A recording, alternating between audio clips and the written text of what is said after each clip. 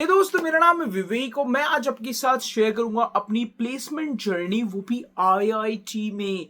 दोस्तों, मेरा नाम है विवेक, मैं हूं आईआईटी खड़गपुर में एक एमबीए स्टूडेंट। और मैं यहां पर भर्ती होने के लिए पहले मैंने एक प्राइवेट कॉलेज, अपने बीटेक का प्रोग्राम प्राइवेट कॉलेज से, एकदम साधारण प्राइवेट कॉलेज, टायर 3 टायर 4 ले लो, जहां पर मुझे 4 LPA का एक पैकेज मिला था कॉग्निजेंट जैसी कंपनी में, जब मैं अपने प्राइवेट कॉलेज में था।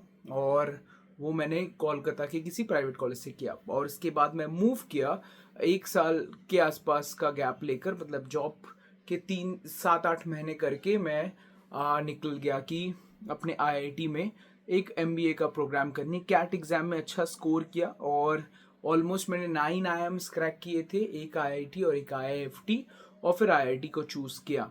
तो उस दौरान पर पहली पहली तो ये कॉलेज काफ़ी डिफ़िकल्ट लगा मुझे और बहुत ज़्यादा परेशानियां हो रही थी इस कॉलेज में, क्योंकि बहुत ज़्यादा सब्जेक्ट्स थे। अराउंड 12 सब्जेक्ट्स पर सेमेस्टर हुआ करते थे मेरे। और ऐसे एग्ज़ाम होता था कि सुबह एक एग्ज़ाम, शाम को एक एग्ज़ाम, फिर कल सुबह एक एग्ज़ाम, शाम को एक एग्ज़ाम। और काफ़ी डिफ़िकल्ट पेपर्स आया करते थे और उनको मैं करते हुए बहुत मुश्किलात होती थी। तो फर्स्ट ईयर में ही पहले तो मैं सिंस एक बहुत ही छोटे मोटे बैकग्राउंड से हूँ और मेरी बैकग्राउंड इतनी स्ट्रांग नहीं थी बोलकर, क्योंकि मेरे पास उतना बड़ा कॉर्पोरेट एक्सपीरियंस नहीं है। 3 4 साल एक्सपीरियंस के स्टूडेंट्स रहते हैं जादवपुर के, अराउंड 15 16 स्टूडेंट्स मेरे बैचमेट्स हैं और एक गोल्ड मेडलिस्ट भी है हमारे बैच में। फिर एक आईआईटी मद्रास का स्टूडेंट है, एनआईटीज, बीआईटी, इवन आईआईटी के 4 स्टूडेंट्स हैं हमारे बैच में। तो ऐसे में बहुत मुश्किल होती थी उनमें अपने आप को स्टैंड आउट कराना। फिर भी फर्स्ट ईयर में मुझे एक कंपनी में ही इंटरव्यू का कॉल आया और वो कंपनी का नाम था आईसीआईसीआई।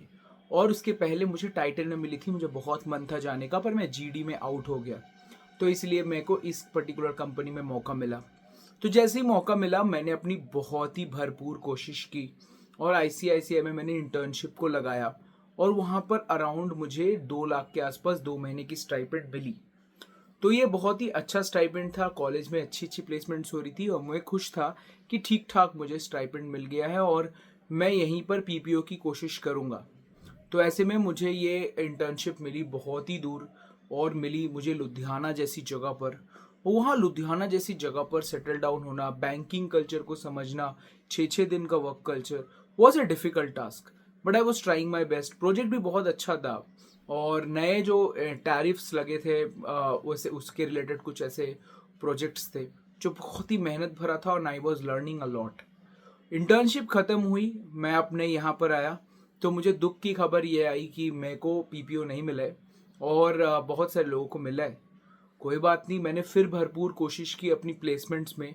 और दुख की बात यह थी कि फाइनल्स में सच में वेटेज बहुत हाई होता है जब आप एक्सपीरियंस से आते हो। तो बहुत ही कम शॉर्टलिस्ट आने लगे, बहुत ही कम शॉर्टलिस्ट आने लगे।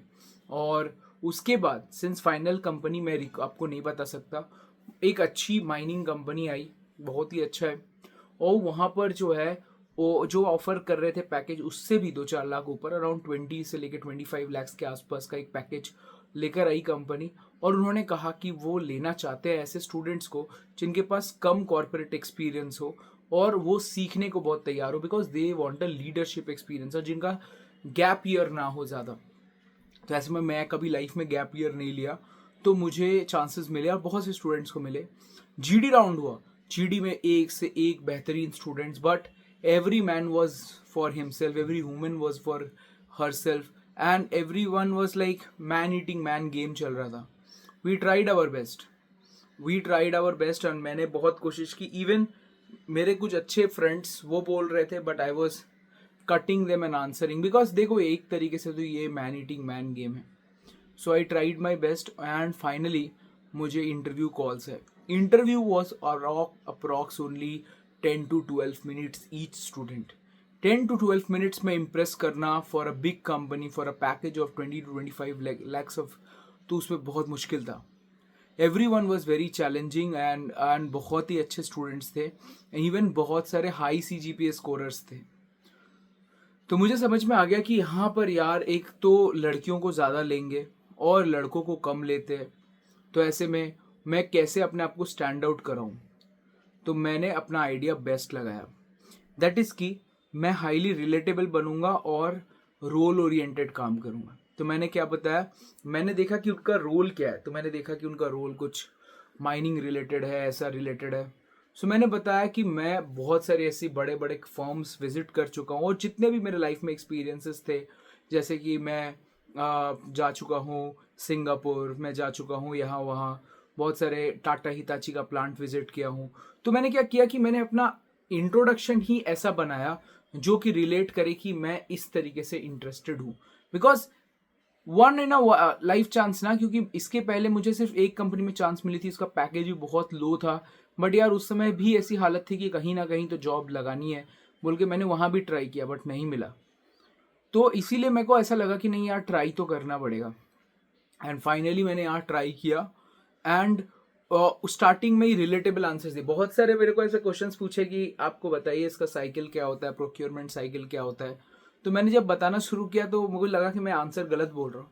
फिर मैंने बोला कि अब मुझे एग्जैक्टली तो एक्सपीरियंस नहीं है कैसा है, बट मैंने ऑन ऑन स्पॉट में ऐसा किया है, ऐसा वर्क किया है। सो मैंने उनको दिखाने की कोशिश की यार कि मैं बहुत ही ज़्यादा इंटरेस्टेड हूँ एंड बहुत ही ज़्यादा लर्निंग एनवायरनमेंट पे हूँ। एंड फाइनली उन्होंने जो है मुझे वो जॉब ऑफर भी दिया। उस दिन तो मैं बहुत ही डरा हुआ था, नेक्स्ट डे पे मुझे जॉब ऑफर मिली एंड मैं काफ़ी खुश था। अपने घर वालों को बताया कि फाइनली मैं भी यहाँ पर जो है प्लेसमेंट। तो पहले जब बात करें तो 4 LPA से स्टार्ट किया था मैंने अपना करियर, और 4 LPA भी नहीं मिला था मुझे, 2.7 LPA मिला था स्टार्टिंग में एज अ करियर। एंड फिर उसके बाद मैं यहाँ पर 20 के ऊपर एक पैकेज निकालना was a very difficult task, because बहुत सारे जॉब के वक्त पढ़ाई करना, ये करना वो करना, जॉब्स के वक्त ही यूट्यूब भी बनाना, कुछ कुछ वीडियोस बनाना, फिर साथ ही साथ मेहनत करते रहना, कुछ ना कुछ इधर उधर करते रहना, जिधर ऑप्शन मिले वर्क करते रहना, और साथ ही साथ पढ़ाई को भी कंटिन्यू करना और पढ़ते हुए भी नेसेसरी स्किल्स डेवलप करना। जैसे कम्युनिकेशन स्किल बहुत मैटर करता है। अगर आप कम्युनिकेशन स्किल नहीं कर पा रहे हो तो आप बड़े पोजीशंस को कभी भी हासिल करना बहुत मुश्किल होगा आपके लिए।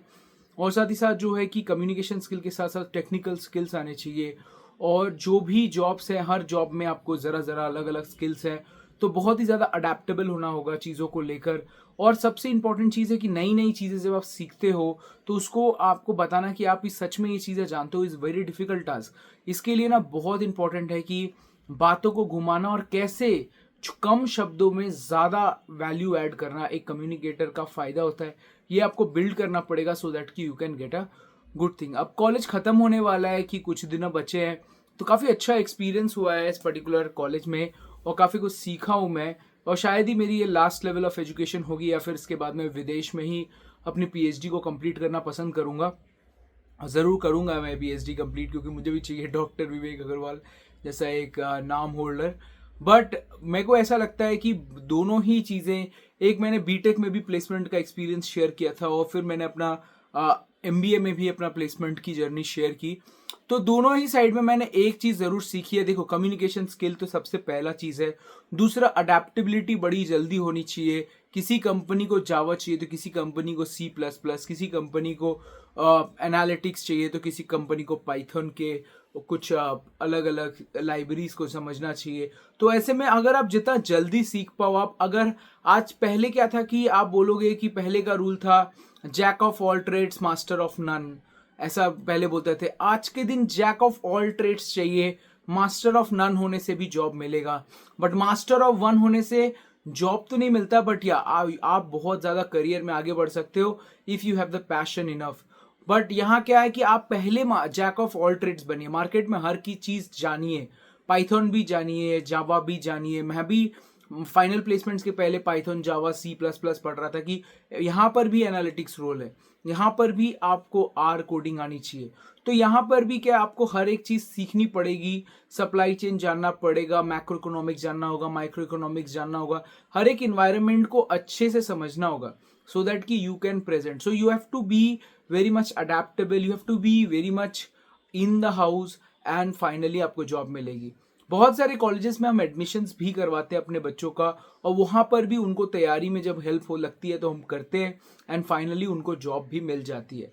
So that is what about my self और मेरे career and journey.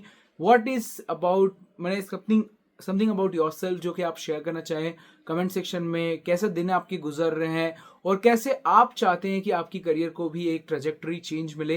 Let me know in the comment section. आने वाले समय में हम बहुत बेहतरीन बीटेक और एमबीए रिलेटेड वीडियोस लेकर आएंगे और आप लोग से इंगेज करते हुए बातें करेंगे, तो आप लोग मुझसे ज़रूर कमेंट सेक्शन में बताएं।